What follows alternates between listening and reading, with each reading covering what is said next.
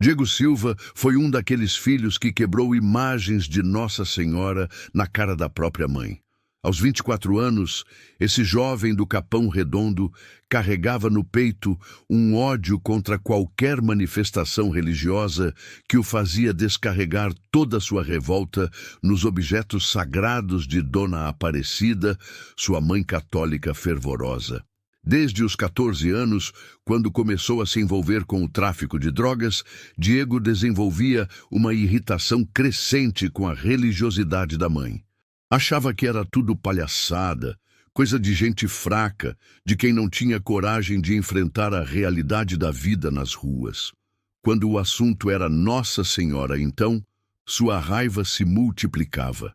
Dona Aparecida sempre foi católica devota, daquelas antigas.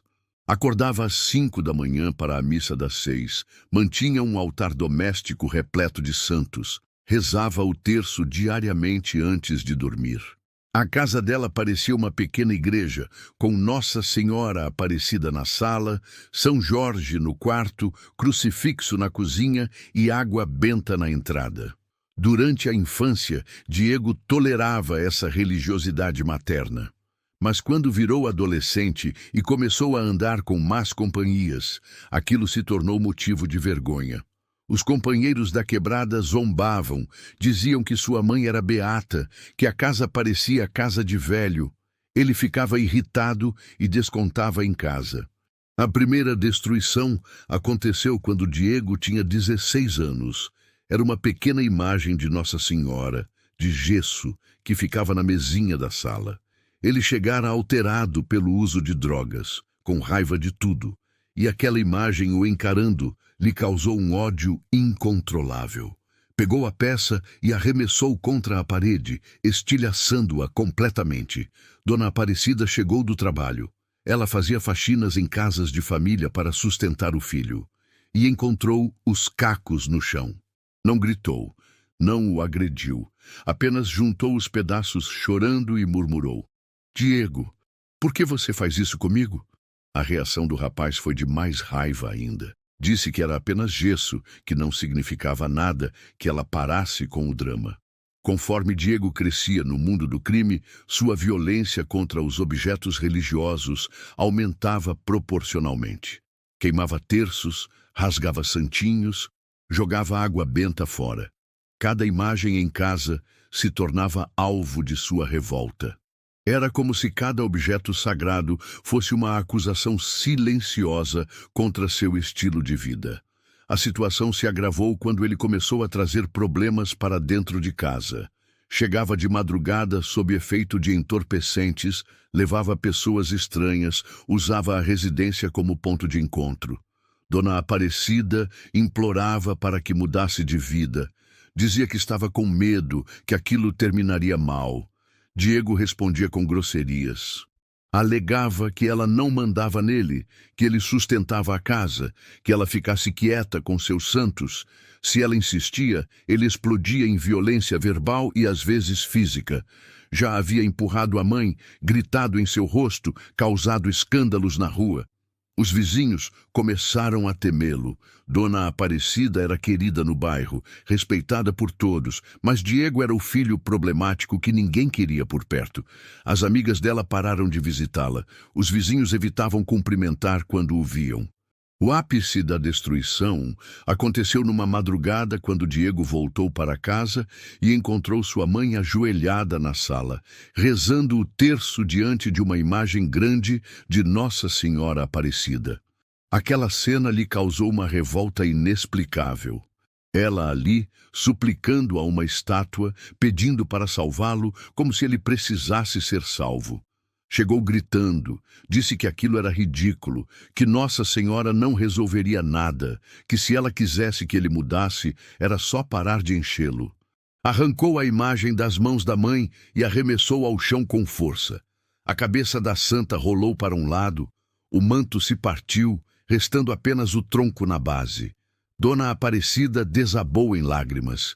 Ficou catando os pedaços, tentando uni-los, sussurrando: "Meu Deus, perdoa ele que não sabe o que faz." Diego saiu de casa pisando forte. achando que havia dado uma lição definitiva na mãe. Mas ele não fazia ideia de que em poucos meses sua vida se transformaria completamente.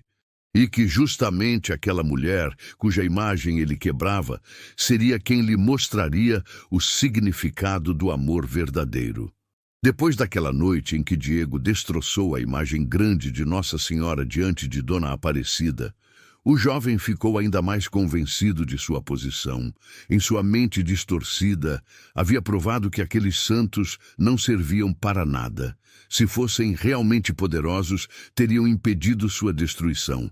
Logo, eram apenas bonecos de gesso mesmo. A vida criminosa de Diego se intensificava progressivamente. Embora evitemos detalhes específicos, tratava-se de atividades sérias que deixavam sua mãe sem dormir de preocupação. Ela o via saindo de casa com roupas simples e retornando com marcas caras, tênis importados, correntes de ouro. Sabia perfeitamente a origem daqueles bens. Todo o dinheiro que Diego oferecia, Dona Aparecida recusava categoricamente. Dizia não querer nada proveniente de atividades ilícitas. Isso irritava ainda mais o rapaz, que pensava: a velha reclama de não ter dinheiro, mas quando eu trago, ela rejeita. Que se decida. Por causa da recusa materna em aceitar o dinheiro sujo, a situação financeira da família continuava precária. Dona Aparecida trabalhava como faxineira em 3 casas diariamente, retornava exausta e ainda precisava suportar o desrespeito do filho. Diego observava o estado dela, mas seu coração endurecido não sentia compaixão alguma. As imagens religiosas da casa foram desaparecendo uma a uma. Sempre que Diego chegava sob efeito de drogas, algum objeto sagrado se tornava alvo de sua fúria. São Jorge do quarto foi parar no lixo. O crucifixo da cozinha ele despedaçou com martelo. A água benta foi toda despejada na pia, usando o recipiente para outros fins. Dona Aparecida tentava repor os objetos destruídos, mas Diego os eliminava mais rapidamente do que ela conseguia adquirir novos. Com o salário de faxineira, não era possível gastar constantemente com imagens religiosas. Gradualmente, ela foi se resignando com a casa cada vez mais desprovida de símbolos sagrados. Houve uma época em que ela tentou esconder as imagens do filho.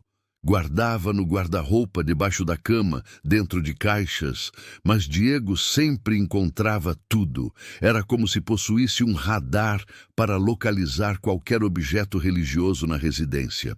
Quando descobria, a raiva vinha ainda mais intensa pela tentativa de ocultação. Certa vez, ele encontrou um terço escondido dentro da fronha do travesseiro materno. Pegou as contas de madeira e jogou tudo no vaso sanitário, acionando a descarga. Dona Aparecida descobriu no dia seguinte ao arrumar a cama. Procurou desesperadamente por toda parte até perguntar se ele havia visto o objeto. Diego respondeu com total descaso que havia jogado no vaso. Ela ficou chocada, não conseguindo acreditar que o próprio filho fizera tal coisa. Começou a chorar, revelando que aquele terço pertencera à sua mãe, tendo mais de 30 anos. Ele retrucou que agora estava no esgoto, onde era seu lugar mesmo. Os vizinhos começaram a perceber a situação. Dona Maria, moradora da casa ao lado, frequentemente oferecia ajuda à amiga. Sugeria que ela dormisse em sua casa quando Diego chegasse muito alterado, garantindo que não haveria problema algum. Mas Dona Aparecida sempre recusava, afirmando que filho era filho, que não o abandonaria. Essa lealdade materna irritava ainda mais Diego. Pensava: se eu fosse ela, já teria me expulsado há muito tempo. Por que não me manda embora logo? Não compreendia que aquilo era amor incondicional, o tipo de sentimento que ele nunca havia oferecido a ninguém, nem recebido de mais ninguém. Nas ruas, a reputação de Diego crescia constantemente. Os criminosos mais experientes da região começaram a respeitá-lo, confiando-lhe responsabilidades maiores. Ele se sentia importante, poderoso, como se fosse dono do território. Caminhava com a cabeça erguida, peito estufado, como se o mundo lhe devesse algo. Esse sentimento de poder amplificava seu desprezo pela religiosidade materna. Raciocinava. Como ela pode acreditar que uma mulher morta há 2000 anos resolverá alguma coisa? Eu é que resolvo as coisas, com minha própria força, minha própria inteligência. Uma madrugada, Diego chegou em casa e encontrou Dona Aparecida assistindo missa na televisão. Era tarde. Ela provavelmente havia ficado acordada, esperando-o, como sempre fazia. Na TV, o padre falava sobre Nossa Senhora, sobre como ela protegia os filhos, sobre como as mães deviam confiar em sua intercessão. Aquela cena provocou nele uma raiva incontrolável. Arrancou o controle remoto das mãos dela e mudou de canal bruscamente. Dona Aparecida pediu para deixá-la assistir, disse que era só até terminar a missa. Diego gritou que em sua casa ninguém assistiria àquela palhaçada, que se ela quisesse ver missa, fosse para a igreja. Ela tentou argumentar, defendeu que a casa também era sua, que tinha direito de assistir o que desejasse. Foi então que Diego perdeu completamente o controle. Levantou a televisão e arremessou-a ao chão. A tela explodiu, o aparelho se despedaçou completamente, restando apenas os fragmentos. Dona Aparecida ficou em estado de choque. Aquela televisão era sua única companhia durante as horas em que o filho estava nas ruas. Era através dela que assistia à missa quando não conseguia ir à igreja, onde acompanhava novelas para se distrair dos problemas. E Diego havia destruído tudo isso num momento de fúria. Ela se ajoelhou entre os cacos e começou a chorar como ele nunca havia presenciado. Um pranto de quem estava no limite, de quem não suportava mais apanhar da vida. E pronunciou algo que ecoaria na mente de Diego por dias. Diego, eu não sei mais o que fazer contigo. Já pedi tanto para Nossa Senhora te tirar dessa vida, mas parece que você não quer ser salvo. Naquele momento, Diego sentiu uma pontada no peito, um incômodo que tentou ignorar. Saiu de casa batendo a porta, mas a frase materna continuou martelando em sua cabeça. Parece que você não quer ser salvo. Como assim salvo? Salvo de quê? Ele estava bem, ganhando dinheiro, sendo respeitado. Mas no fundo, muito no fundo, sabia que havia algo errado. Sabia que estava machucando a única pessoa do mundo que realmente o amava. E pior, sabia que ela continuava amando-o, mesmo depois de tudo que ele fazia contra ela. Foi numa quinta-feira de março que a vida de Diego começou a desabar. Ele havia chegado de madrugada, como de costume, e dormia pesadamente quando Dona Aparecida começou a chamá-lo. Primeiro baixinho, depois mais alto, até precisar balançá-lo para acordá-lo. Quando ele abriu os olhos, percebeu que não era horário normal dela acordá-lo. Diego, filho, me ajuda, ela disse com voz estranha, fraca. Estou passando mal. Não consigo levantar direito. Do que ele olhou para a mãe e viu que estava pálida, suada, com expressão de dor que o assustou. Tentou fingir despreocupação, mas algo em seu peito se contraiu. Diego levantou da cama, ainda zonzo, e perguntou o que ela estava sentindo. Dona Aparecida relatou que acordara com forte dor no peito, que não conseguia respirar direito, que sentia como se algo estivesse apertando por dentro. Ele disse que devia ser gastrite, coisa de quem come mal, mas no fundo estava preocupado. A situação piorou rapidamente. Em meia hora, Dona Aparecida estava com dificuldades severas para respirar, suando frio com as mãos geladas. Diego percebeu que não era gastrite, era algo sério. Pela primeira vez em anos, teve que tomar uma decisão responsável, levá-la ao hospital. No pronto-socorro, os médicos a atenderam rapidamente. Após exames iniciais, o diagnóstico veio como um baque. Suspeita de câncer de pulmão avançado. Precisariam de mais exames para confirmar, mas o quadro era preocupante. A falta de ar, a dor no peito, a perda de peso que Diego nem havia notado, tudo indicava uma doença grave. Durante os dias seguintes, enquanto esperavam os resultados dos exames mais detalhados, Diego experimentou um sentimento completamente novo: medo.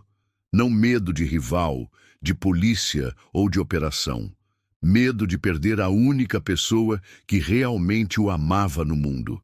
Pela primeira vez, ele observou sua mãe com outros olhos. Notou como ela havia emagrecido, como sua pele estava amarelada, como tossia frequentemente, sinais que ele ignorara completamente, focado apenas em sua vida nas ruas. Sentiu uma culpa que não sabia como processar. Os exames confirmaram o pior: câncer de pulmão em estágio avançado. O médico explicou que o tratamento seria difícil, que as chances não eram as melhores, mas que havia possibilidade de controlar a doença por algum tempo.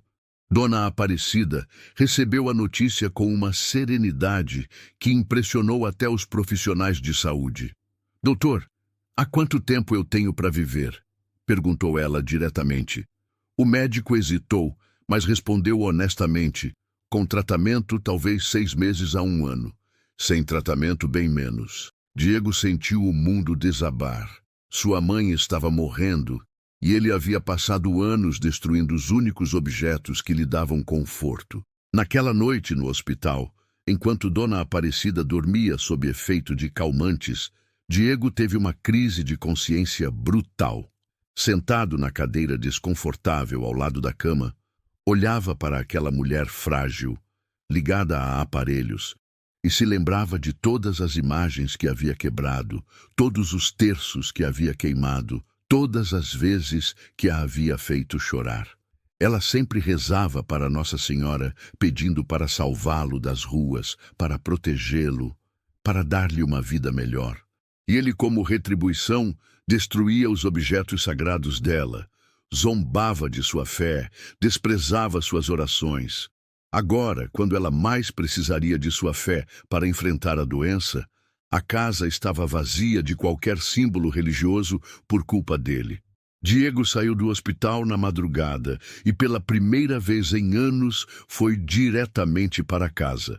Entrou no quarto da mãe e procurou algum objeto religioso que tivesse sobrevivido à sua fúria destrutiva. Não encontrou nada. Nenhum santinho, nem uma medalha, nem sequer uma Bíblia. Havia eliminado sistematicamente toda a manifestação de fé daquela casa. Sentou na cama dela e, pela primeira vez desde criança, chorou. Não de raiva, não de frustração, mas de dor pura. Dor de perceber que havia destruído a fonte de conforto da única pessoa que o amava incondicionalmente. Dor de entender que ela estava morrendo e que ele havia desperdiçado anos sendo cruel com ela. Nos dias seguintes, Diego tentou mudar drasticamente. Parou de usar drogas, reduziu seus compromissos nas ruas, passou a acompanhar a mãe em todas as consultas médicas. Mas havia algo que o atormentava. Como ela faria para enfrentar a doença sem sua fé?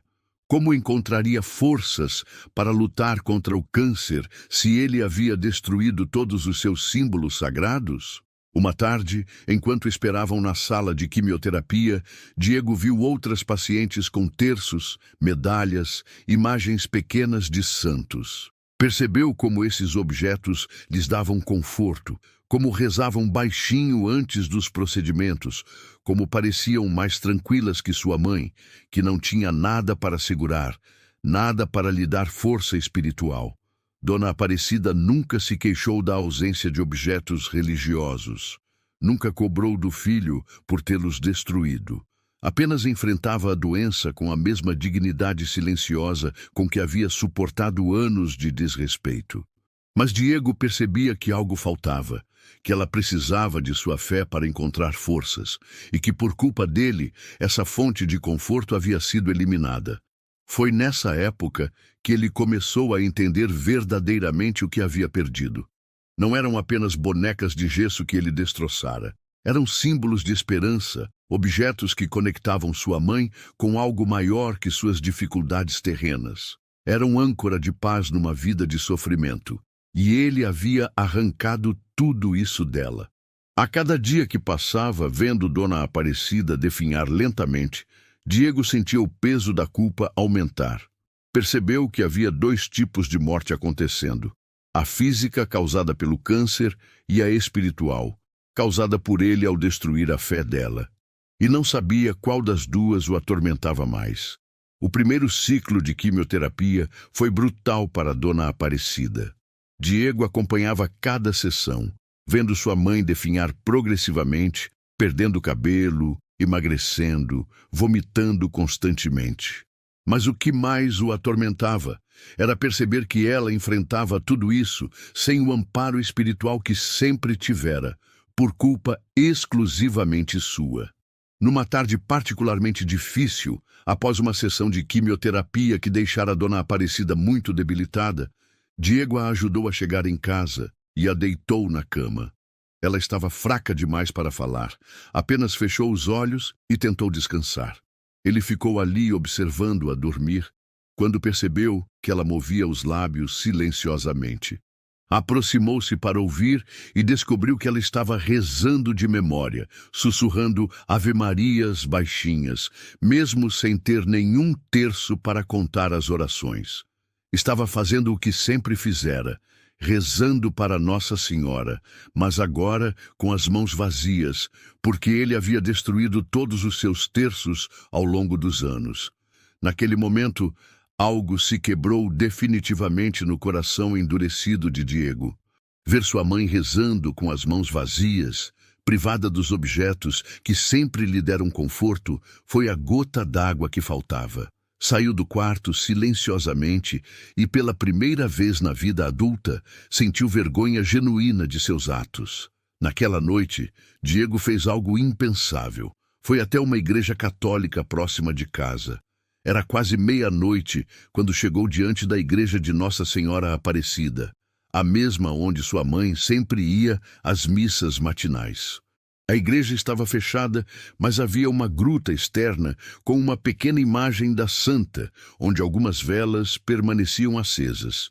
Ficou ali parado, olhando para aquela imagem que representava tudo que ele havia desprezado e destruído ao longo dos anos.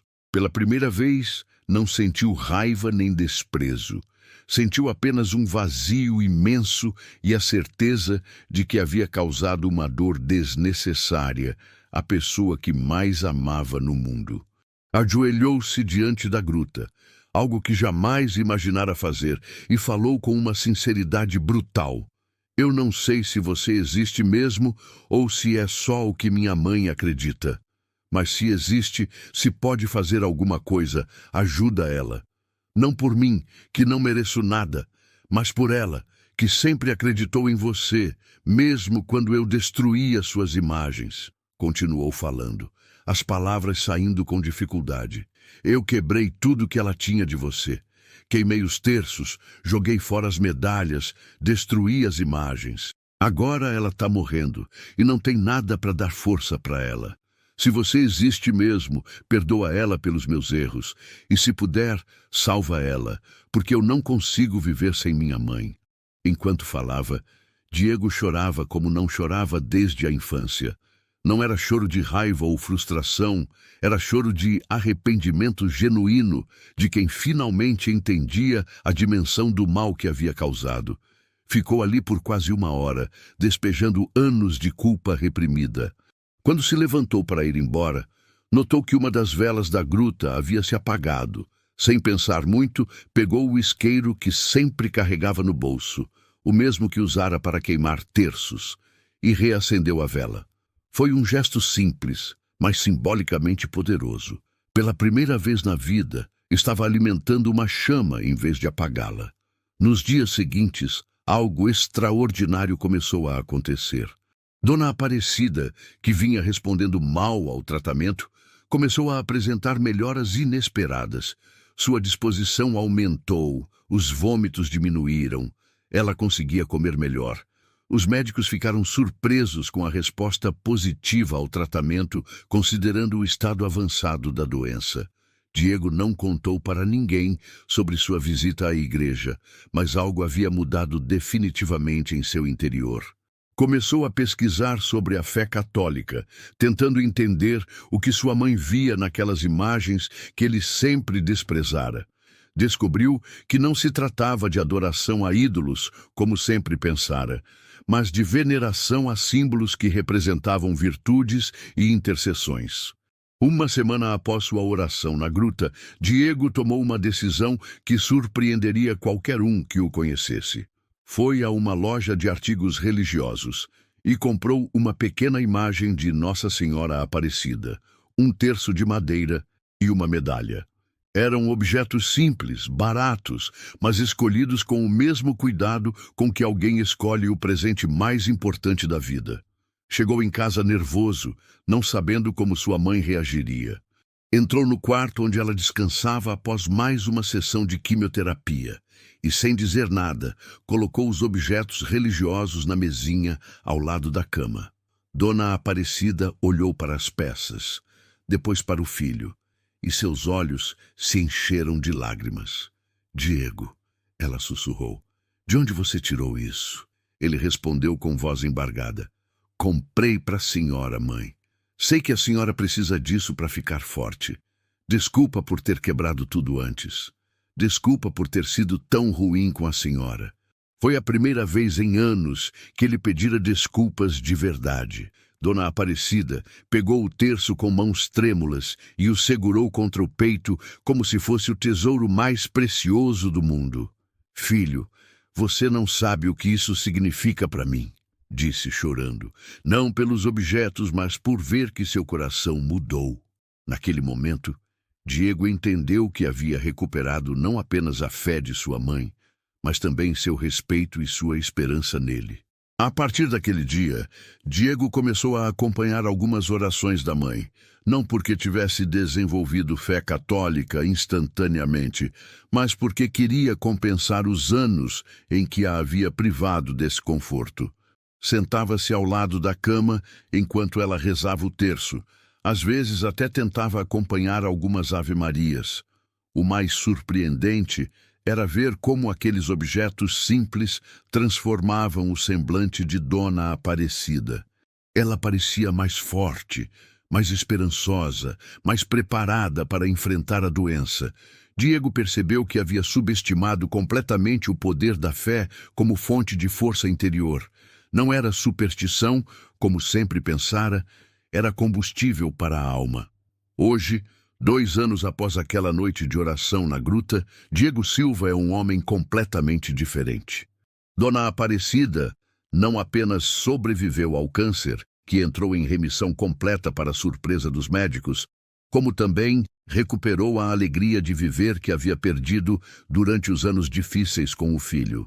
Diego abandonou completamente a vida criminosa. Não foi uma decisão fácil nem imediata, mas gradual e definitiva.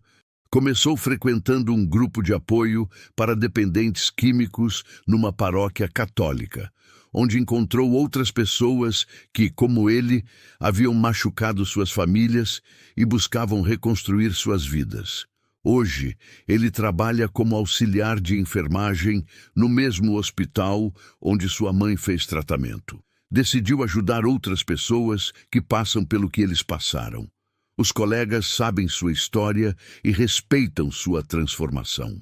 "Quem me vê hoje cuidando de pacientes não acredita que eu já fui o que fui", costuma dizer. A casa onde vivem foi completamente restaurada espiritualmente. Dona Aparecida montou novamente seu altar doméstico, mas dessa vez com a ajuda do filho. Diego não se converteu ao catolicismo, ainda está encontrando seu caminho espiritual, mas aprendeu a respeitar profundamente a fé materna e até mesmo a encontrar paz nas orações dela. Todo dia, 12 de outubro, dia de Nossa Senhora Aparecida, Diego acompanha sua mãe na missa e na procissão. Caminha ao lado dela carregando flores para ofertar à santa, não como devoto fanático, mas como filho grato que entendeu o valor da fé na vida de quem ama. "Minha mãe sempre dizia que Nossa Senhora não desiste de nenhum filho", reflete Diego. "Durante anos eu quebrei as imagens dela na cara da minha mãe. Desprezei tudo que era sagrado para ela.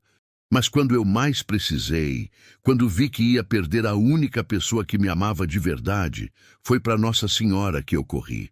Dona Aparecida, hoje com 58 anos e totalmente recuperada, se emociona ao falar da transformação do filho.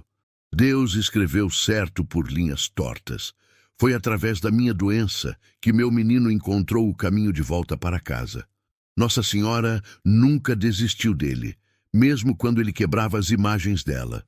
O terço que Diego comprou para a mãe, naquele dia decisivo, nunca mais saiu da mesinha de cabeceira dela. Não porque seja especial em si mesmo, mas porque representa o momento em que o amor venceu o ódio, em que um filho perdido encontrou o caminho de volta ao coração da mãe. Hoje, Diego sabe que algumas batalhas na vida só podem ser vencidas através do amor incondicional. E que, às vezes, quem mais quebra imagens é quem mais precisa ser abraçado por elas. Diego descobriu que havia destruído não apenas imagens de gesso, mas o conforto espiritual da única pessoa que nunca desistiu dele. E quando mais precisou, foi justamente para Nossa Senhora que correu, a mesma que sempre desprezou. Deixe nos comentários.